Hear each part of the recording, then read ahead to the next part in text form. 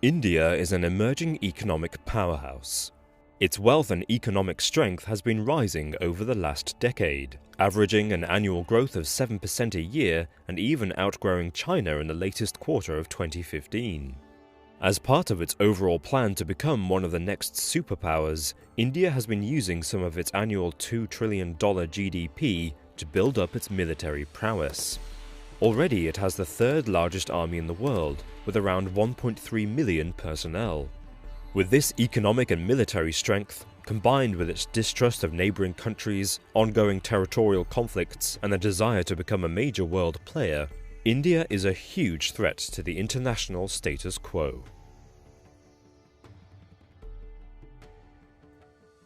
India is in the middle of a power struggle in Asia, caught between the rise of China and the ever-present nuclear power of Pakistan. It's predicted that by 2030, India will overtake the United States and Europe in terms of GDP, technological investment, and military spending.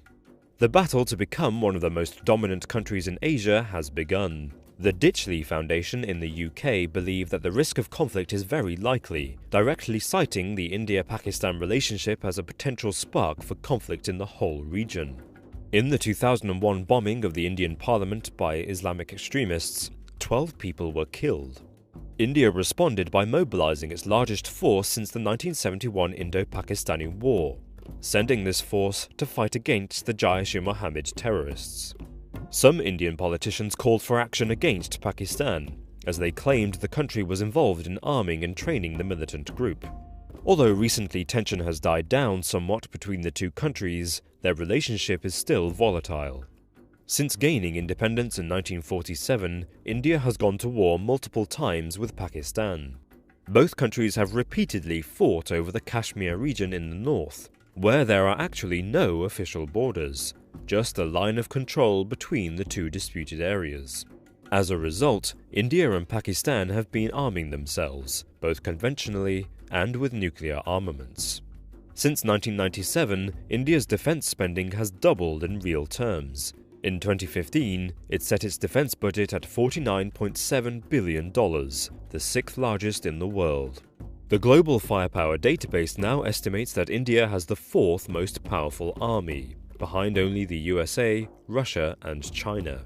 This is partly because between 2010 and 2014, India was the largest importer of weapons, accounting for 15% of the global arms trade.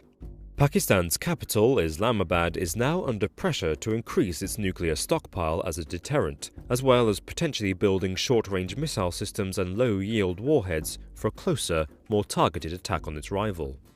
Pakistan is now thought to have between 100 and 120 nuclear weapons. But according to the United States government, India has one of the largest nuclear power programs in the world.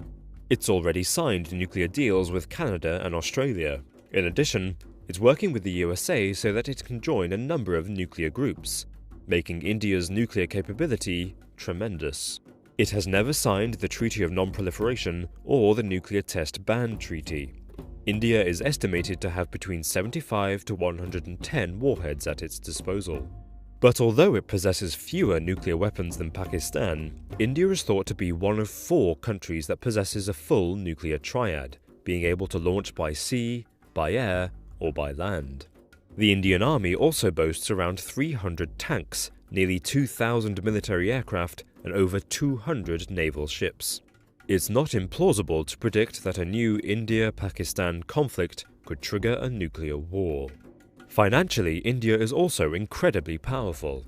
It has one of the fastest-growing economies in the world, increasing its GDP from $267 billion in 1992 to $1.85 trillion in 2012. The World Bank for GDP predicts India will control 20% of the world's share of money by 2040, lagging behind only China. This growth and trading power has attracted the attention of many Eastern and Western powers.